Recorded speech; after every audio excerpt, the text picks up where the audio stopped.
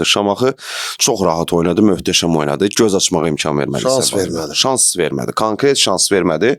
2 cavabsız qol. Bakiclə Tirçoveyanonun fərqlənməsi Şamaxıya bax o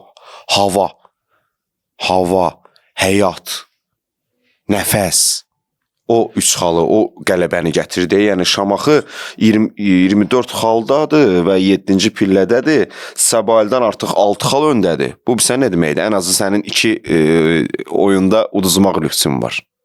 Ən azı. Həm də Şamaxı oyununu, Şamaxı komandasını belə dilə gətirəndə ümumiyyətcə yenə də desək ki, nə olsun aşağı yerlərdə gedir, amma oyun baxımından və yaxud da yaxşı oynamırlarmı və yaxud da nəsə belə bir şeylər adam beyninə gətirə bilmir. Şamaxıda nə vaxt idi qələbə yox idi? Onlar da neçə oyunda qələbə qazana bilmirdilər. Yox, var idi. Sumqayıtla oyunda var idi. Fevralın 9-unda. Ardıcıl 3 oyundan sonra. Fevralın 9-u, bu günlərin martın 9-u. Dəqiqən bir ay bundan qabaqdır. Bəli, bir ay bundan qabaq. Yəni ən azından biz 3 oyun, 4 oyun idi. Yəni bilirsən necədir İsmail? Bu birisi komandalar var ya, hansı ki aşağıda gedənlər. Amma sənə deyim ki, oyun baxımından heç də aşağıda getməyə məsələn layiq deyil də. Yəni Səbailin özündə də müəyyən canlama var idi. Cavid Hüseynov gələndən sonra komanda məsələn bizlə Araz Naxçıvanla səfərdə heç elədi.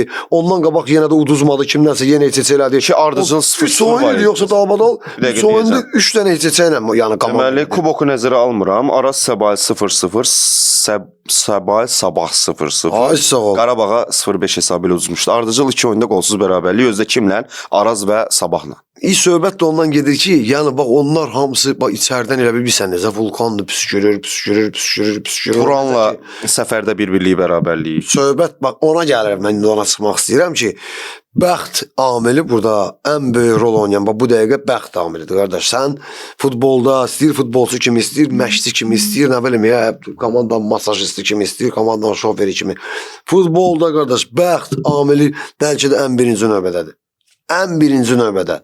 Sən əgər bəxtin yoxdursa, Cristiano Ronaldo nətər bəxti var idi. Komanda Sporting'a dostunla, indiyə qədər də dostuna ev, eşik, hər şey ki, sənə görə mən qalxdım, dirsəldim. O anekdotlar kimi sənə görə şey elədim. Nə yazıq oraya axırda dedi, yaz ki, satdıq Toyota var. Onun kimi, yəni Ronaldo'nun özü dostunla, dostu bundan güclü idi. Bilmem oxumusan o işləmişsən. Kim çox qol vurdusa deyir məsələn Sporting onu götürmüşlər. Öz dostu da görür ki bu potensialı bundan yuxarıdır. Həmin momentdə keçir boş qapıya verir Ronaldo vurur. Oyunda 2 dənə qol vurur, dostu bir dənə. Sporting'e Ronaldo'nu götürür. Ondan sonra da gedir bu daha şu parlaya. Yəni naxır şeylərin şeydi var da. Bəxt. Sən 5 dənə momentə girirsən, vura bilmirsən, bir dənə qapında qol yersən. Dünən PSG nəyi var bildiyim də yıxdı, sürüdü. PSG tək qapı oynayırdı. Liverpool bərbad oyundan gəldi, oyun utdu. Şans yox, variant yox. Liverpool, ayna bilim Salah heç çıxmamışdı demək olar meydanda. Yox, o dərəcədə yəni neytral. Gör necə bağlamışlar. Gəl amma sonunda bir deyirsən Liverpool 1-0 apardı. Oyuna görə aparır. Bax məşqçi yanaşmaz. Söhbət odur ki, sən oynayırsan. Məşqçinin şahmatda kimi gedişatı.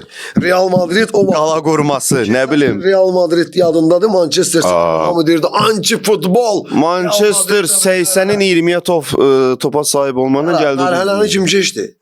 Yəni deməyim də ona gətirirəm ki, çempionatımız aşağıda gedən komandalar, valla zəif komandalar deyil. Oyun baxımından da yəni geri qalmırlar. Sadəcə olaraq vulkan kimi belə içərdən yanır. Görünən də odur ki, mövsümün sonuna qədər bu cür mübarizələri biz çox görəcəyik.